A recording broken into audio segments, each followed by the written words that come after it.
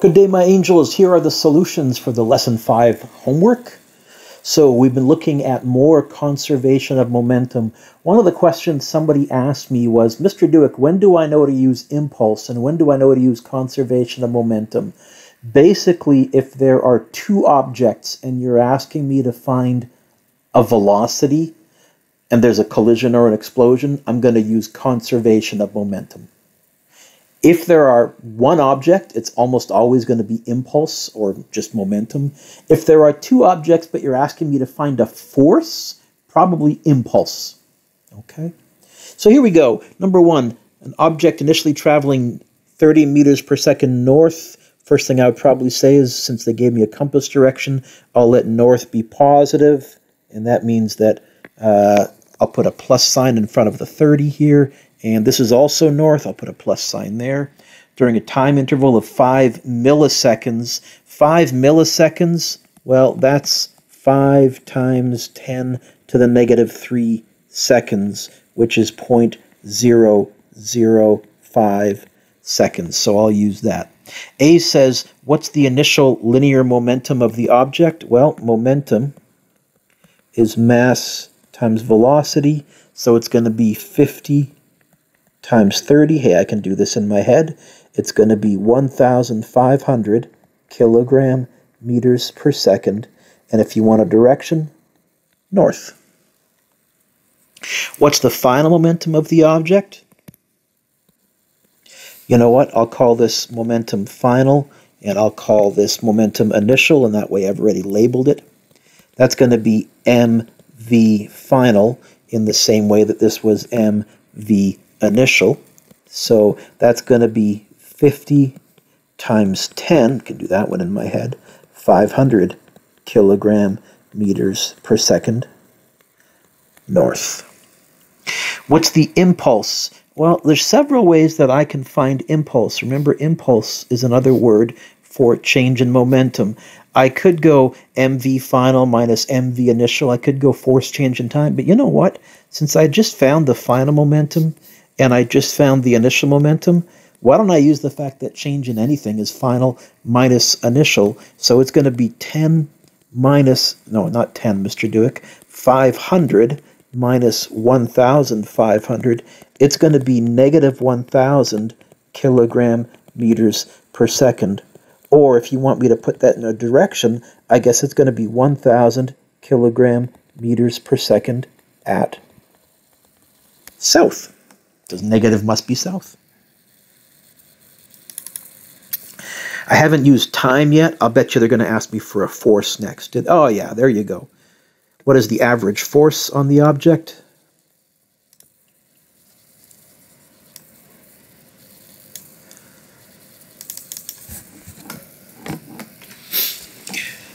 Well, I just found the impulse. Now, by the way, I have enough information that I could say F equals ma, A equals Vf minus Vi over T, and I could find that and then plug it into there. And if you do that, I will absolutely give you full marks. I have no problem if you do that.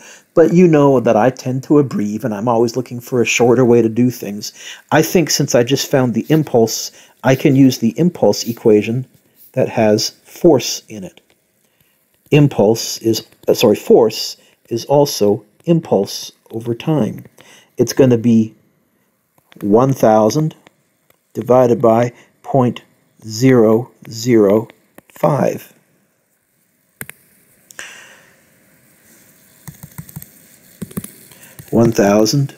Divided by 0.005. I should have done that in my head. 200,000 newtons. And if they asked for a direction, this would also be south, because really I should have put a negative in for the change in momentum, the impulse, and negative means south.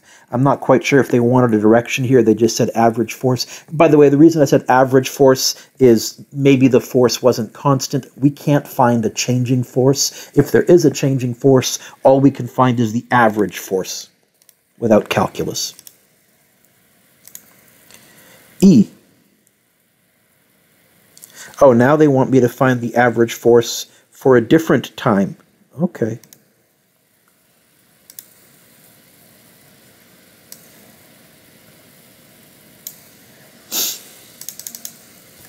If the deceleration had occurred over a time interval of 5 seconds, what would be the average force? Okay. Then the average force would still be impulse over time. It would still be 1,000, but it would be divided by 5, which I'm pretty sure is 200 newtons. And if you wanted me to give a direction, I will, since force is technically a vector, south.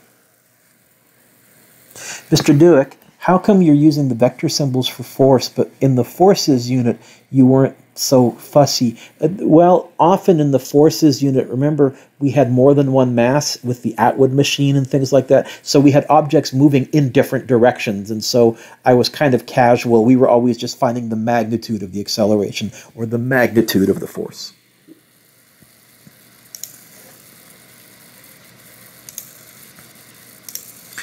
F. Oh, nice review. How far does it go?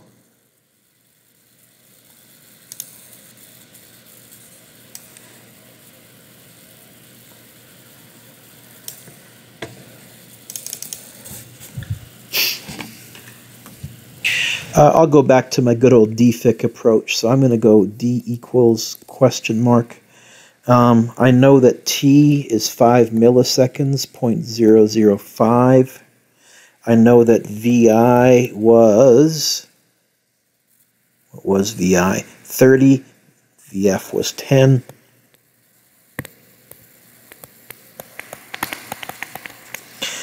You know what? I haven't used this equation for a while.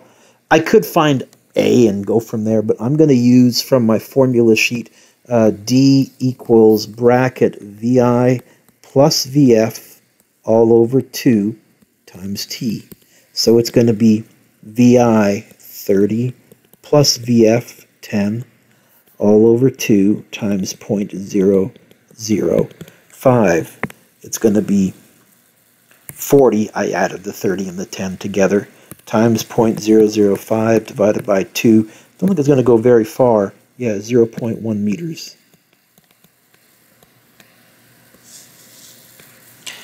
Is that what the answer key says? Hey, looks like we're right.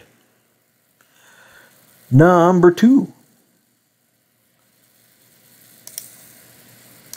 Now that was all impulse from lesson, I think, what would that be? 1 and 2?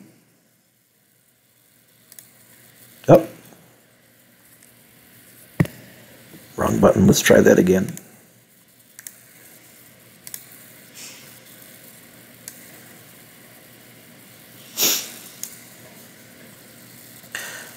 Now we have 2 objects. We have a collision. You know what? I'm pretty sure this is going to be, especially because they're asking me to find a speed or a velocity, this is going to be a conservation of momentum question. So I'm going to start out by saying the sum of all the momentum before the collision had to equal the sum of all the momentum after the collision. I won't take marks off if you don't write that. I write it because, first of all, I'm enough of a nerd that anything with the Greek letter sigma makes my little math nerd heart go pitter-pat. But you may have noticed I like to have an initial approach and then let the dominoes fall into place. So whenever I'm solving a problem, if I can write out the first line and know my approach, that helps my brain focus on what I'm doing next. I'm going to call this object A. I'm going to call this object B.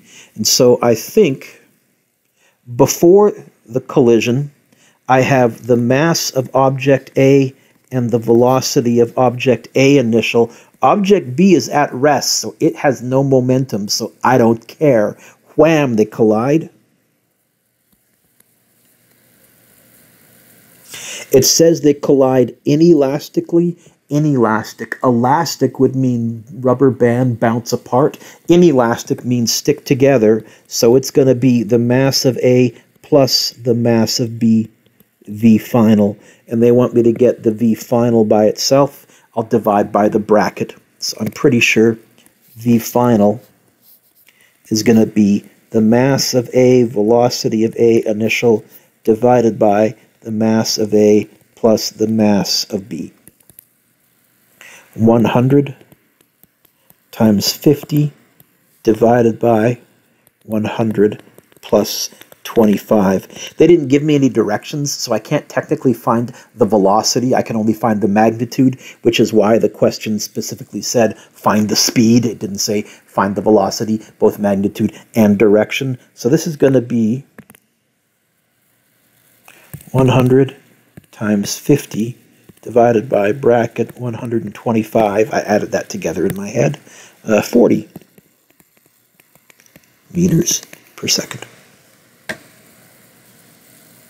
Now, if we were doing accident investigation, we wouldn't know the initial velocity, but we might know the velocity after the collision. If we knew the velocity that the cars moved off with, and we could figure that out from the skid marks after the collision, we could work our way backwards and figure out the initial velocity of the car, and that would be something that the RCMP would be using if they were investigating an accident and there were no witnesses. Physics is always a witness.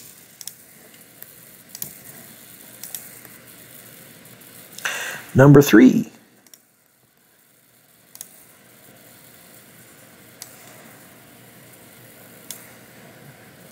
Again, we have a collision, okay? And it wants a velocity of one of the objects. This is going to be a job for conservation of momentum, I'm pretty sure. Yeah, so the sum of all the momentum to begin with is going to equal the sum of all the momentum we finish with. I'm going to call, first of all, nice try, 95 grams is 0.095 kilograms, and I'm going to call that mass A. 300 grams. 300 grams is 0.3 kilograms, and I'm going to call that mass B. Here's north. So I'm going to call north positive, and then if I see the word south anywhere, no, you know what? The second sphere is stationary. Okay, I think I know where we're going to go. Let's see. Before the collision, what's moving? Mass A. So I'm going to have mass A, velocity A initial. Mass B is stationary, so no momentum, so I'm not going to bother writing it. Wham, they collide. After the collision, mass A has no velocity and no therefore no momentum. So all of the momentum got transferred to mass B. This might be, for example, if you have ever played pool, you can, with a pool ball, with the white ball, you can hit another pool ball and have the white ball come to a complete stop and pass all of its momentum on to the other object. Okay. I guess the velocity of B final is going to be the mass of A, velocity of A initial, divided by the mass of B. It's going to be 0.095 times 20 divided by 0.3.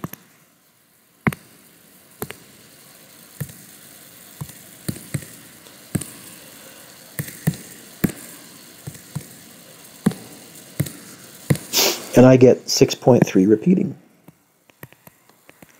meters per second. It did say magnitude and direction, so I got a positive answer, so that's going to be north.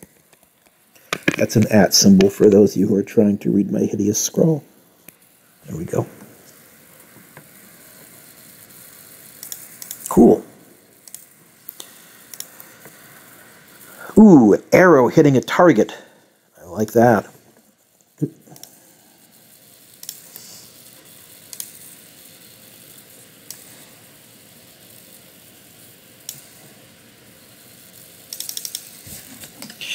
Arrow of mass 25 grams. Nice try. I'm going to convert that to kilograms. 0.025 kilograms, and I'll call that mass A. Due south, so I'll call south positive. Stationary target. The target, I'll call that mass B, 2.4 kilograms. The arrow sticks in. Is this collision elastic or inelastic? Stuck together, so it's inelastic. B, they want the velocity of the target with the arrow in it, of both. Okay, so there's a collision, so this is a job for conservation of momentum. The sum of all the momentum beforehand has to equal the sum of all the momentum afterwards. I'll move sideways here. Before the collision, what's moving? I think we just have the mass of the arrow, velocity of the arrow initial, because the target is at rest. Wham, they collide and they stick together, so we have the mass of the arrow and the mass of the target, V final. They want me to get the V final by itself. I can do that. I think V final is going to be mass of the arrow, velocity of the arrow initial, divided by mass of the arrow and mass of the target. It's going to be 0.025 80 divided by 0.025 plus 2.4. 0.025 times 80. By the way, I'm expecting an answer way smaller than 80 meters per second because the arrow has very little mass, the target has a bunch of mass, and so the final velocity is not going to be much. Divided by bracket 0.025 plus 2.4. Nope. And I get 0.825 meters per second. And if you want a direction, I got a positive answer, and I let south be positive, so it's going to be south. Oh, they did say magnitude and direction.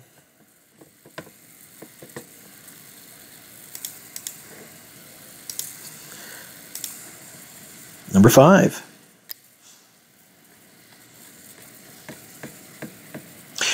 Arrow, you know what? Same question as before, but this time they're giving me the final velocity, and they want me to figure out the initial velocity of the arrow. Okay, that's kind of cool.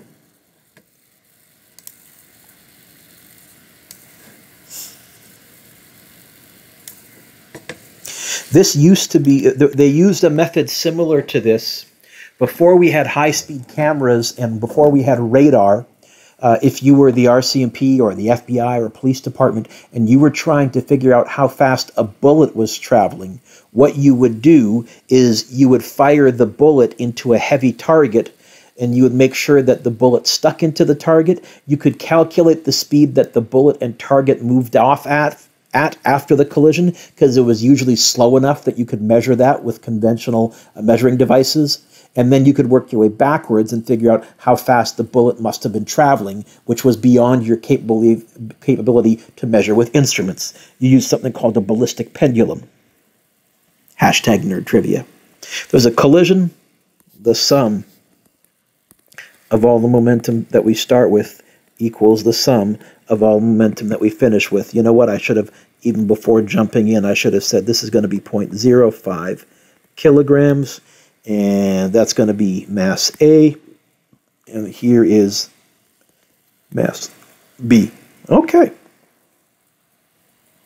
It says moves off due north. I'll call north positive. And so if I get a positive answer, it'll be north. If I get a negative answer, it'll be south. Before the collision, what's moving? You know what? It's just the mass of the arrow times the velocity of the arrow. Then they collide and they stick together, so it's going to be mass of the arrow, mass of the target, V final. This time they want me to get the initial by itself. I guess I'm going to divide by the mass of the arrow. Okay.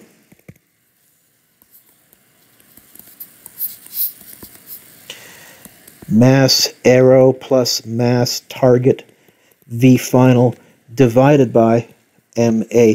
No, and MA does not cancel here. We have to crunch the numbers. 0.045 plus 1.2 times 5.6 divided by 0.04. 0.045. 0.045 plus 1.2 times 5.6 divided by 0.045. Does that looks right, Mr. Dewick? I got 155 meters per second. And direction, I got a positive answer. I said north was positive, so north.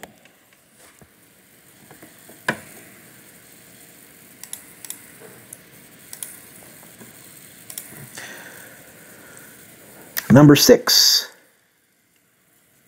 Ooh, a man catching a ball while standing on ice. You know what? It's like playing catch with a medicine ball while you're on ice. That's a good example of conservation of momentum because this is a collision.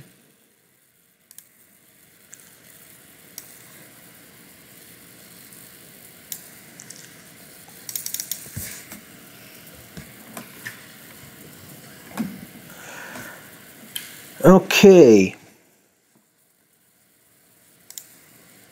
A 2.5 kilogram ball moving at 7.5.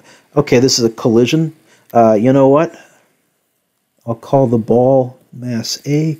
I'll call the man mass B. Or I could use B for ball and M for man, whatever you want to do. They're all in kilograms. I'm good with that. There is a collision. So this is a job for conservation of momentum.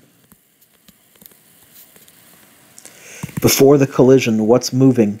I think just the ball. So we have mass A, velocity A initial. They collide and they stick together, so this is inelastic. Mass A plus mass B, V final. So I'm pretty sure V final is going to be mass A, velocity A initial, divided by the mass of both. It's going to be 2.5 times 7.5 divided by 2.5 plus 70. I think it's going to be a pretty small answer. 2.5 times 7.5 divided by bracket 2.5 plus 70. I get 2.58, 2.59 or 0.26 meters per second.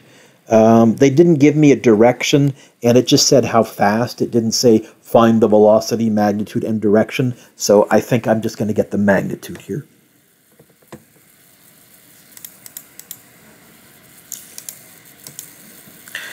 Number 7.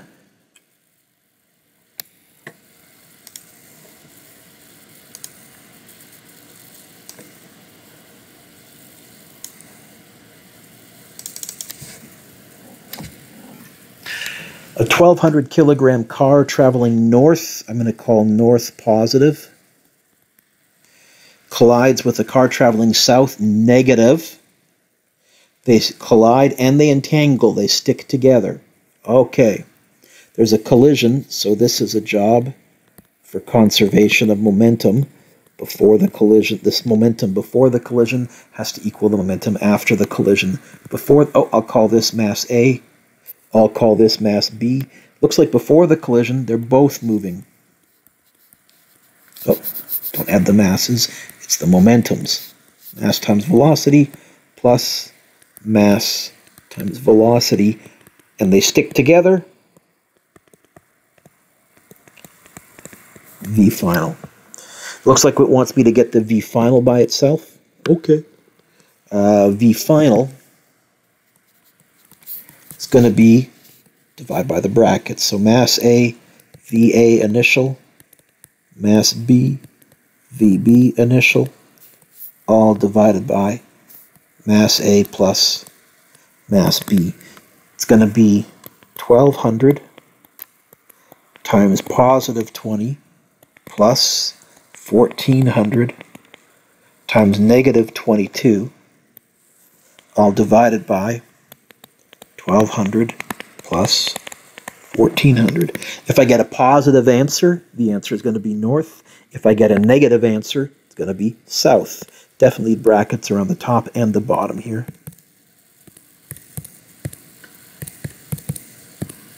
Times negative 22 divided by bracket 1200 plus 1400. Typo, Mr. Dewick. I caught it before I hit equals. 1200 times 20, check. 1400 times negative 2. I think that's right. And I get negative 2.6. So I'm going to go 2.6 meters per second, direction south. How did I know they wanted the direction? They did ask for the velocity, which it means it's the vector, magnitude, and direction. Number 8. This is really, really similar to number 6, except this time they're giving us the final velocity and asking us to find the initial velocity. Hey, Mr. Dewick, these are getting kind of repetitive. Well, there's only so much I can do with head-on collisions, with straight collisions. What we don't know how to deal with yet, and we won't look at that until Physics 12, is what if they hit at an angle? What if the collisions aren't head-on? That requires vector mathematics, and that's the first unit of Physics 12.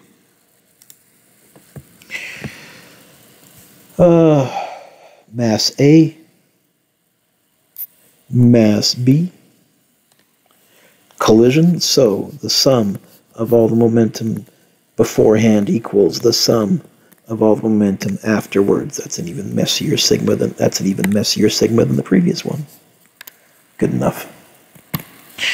The man is standing at rest, so we have mass A, velocity A initial, plus the man, but the man is standing at rest, equals, and they stuck together. This time it wants me to get the initial by itself. I guess I'm just going to divide by mass A. It's going to be 5 plus 75 times 3. Whoop. Divided by 5. 85. No, Mr. Dewick. 80 times 3 divided by 5. 48. No direction. They talked about speeds here, so I can't give a vector answer. Number 9.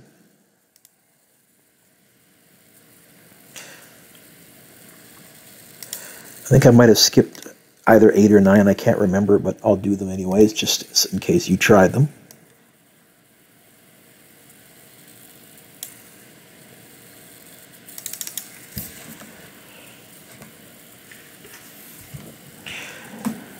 Okay, we have a car traveling south. We have a car traveling north.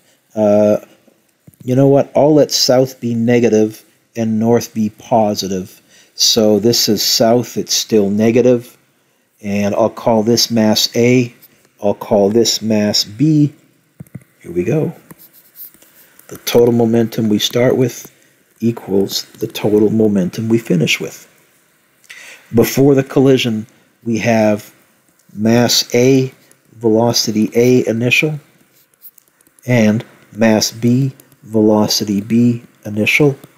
They collide, they don't stick together, so it's going to be mass A, velocity A final, and mass B, velocity B final. And it looks like the one that they want me to solve for is that one there.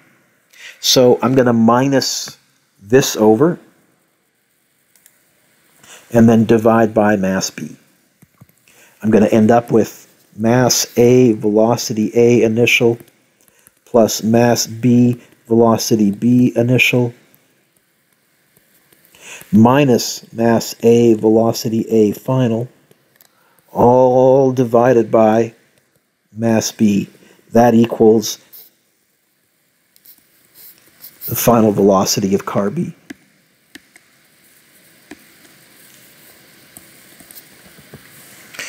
Here we go. 1,500, 1,000, 1.5 times 10 to the 3, that's 1,500 kilograms.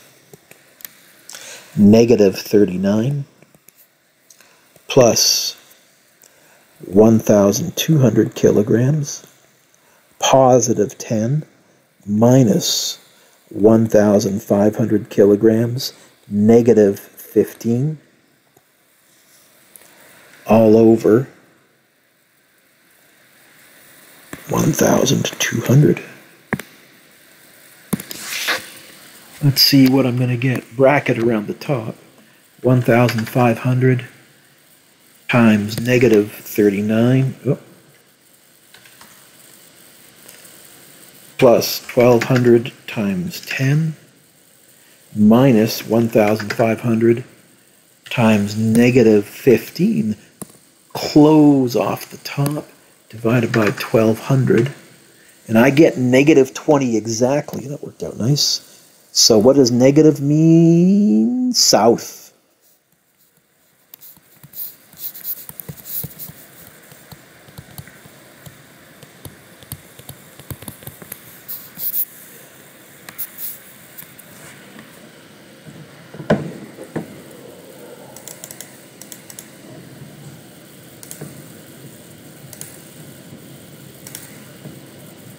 Number 10. Ooh, football question.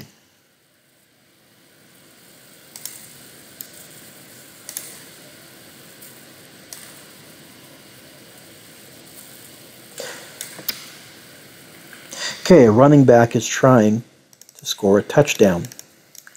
Just before the goal line, he's moving south at 8.5. Okay, you know what? I'll call north positive and south negative. So I'll make this negative, and I'll make this positive. Will the running back score a touchdown? Now, for him to score a touchdown after the collision, he needs to keep moving south and cross the goal line. So what we want to do is we want to find the velocity after the collision. If it's positive, heading north, then after the tackle, he was pushed backwards. If it's negative, heading south, then after the tackle, he still had enough momentum to cross the goal line. There is a collision.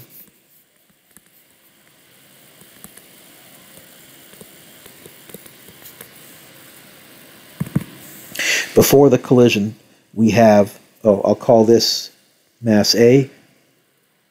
I'll call this mass B. So we have mass A, velocity A initial, plus mass B, velocity B initial.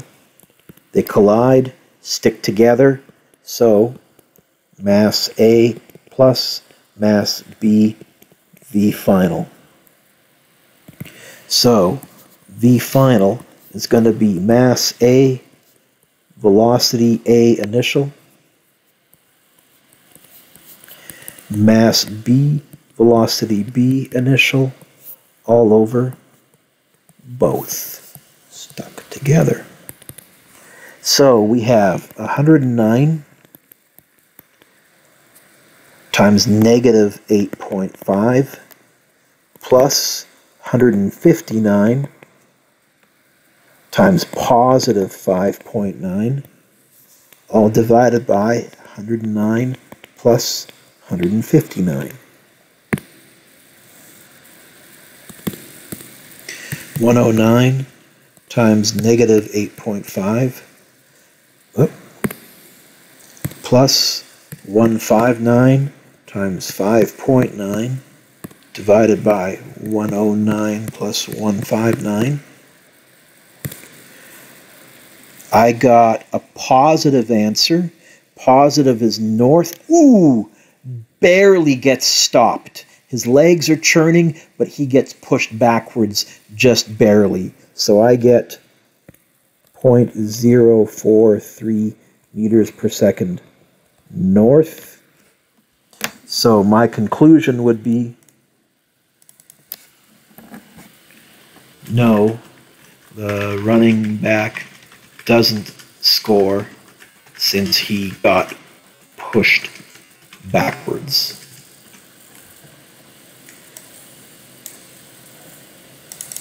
Is there part B? Ooh, how fast if he wants to keep moving forwards 0.2 meters per second south. Okay, so this will get him the touchdown. It's going to be the same equation as before, but this time we want to get the V initial by itself, VA initial by itself. So I'll write the equation down again just once. It was mass A, VA initial, mass B, VB initial equals, stuck together. But this time we want to get this by itself. I think I'll minus this over, minus the velocity, minus the momentum of the tackler, and then divide by the mass of the running back.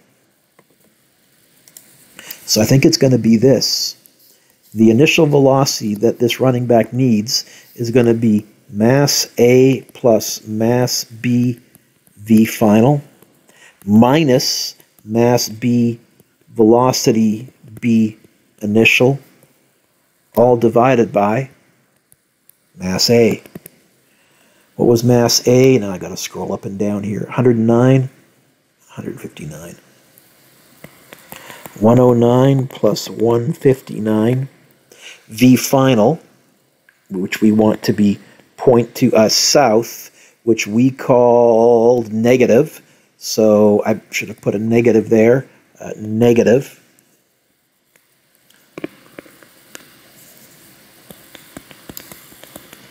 Plus, no, not plus, minus 159. What was the initial velocity of the lineman? 5.9 north divided by 109.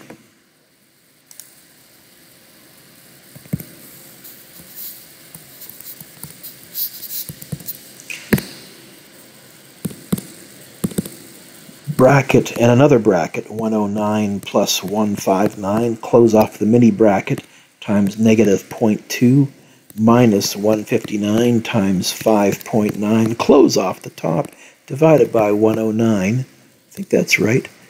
And I get negative 9.1, which is 9.1 meters per second south. A little bit faster, and he would have crossed the finish line. What was he running initially? 8.5, yep. Just needed to get a little bit more momentum, and he would have crossed the touchdown line, crossed the goal line. Okay? Next week, you're going to be getting a take-home quiz. It's a shorter week, so I'm not going to try and do a brand new lesson. The take-home quiz is going to be on everything up to and including impulse. So it's not going to have conservation and momentum on it. It's going to be a one-page take-home quiz. I'll send you a solution key, and you can mark it yourself.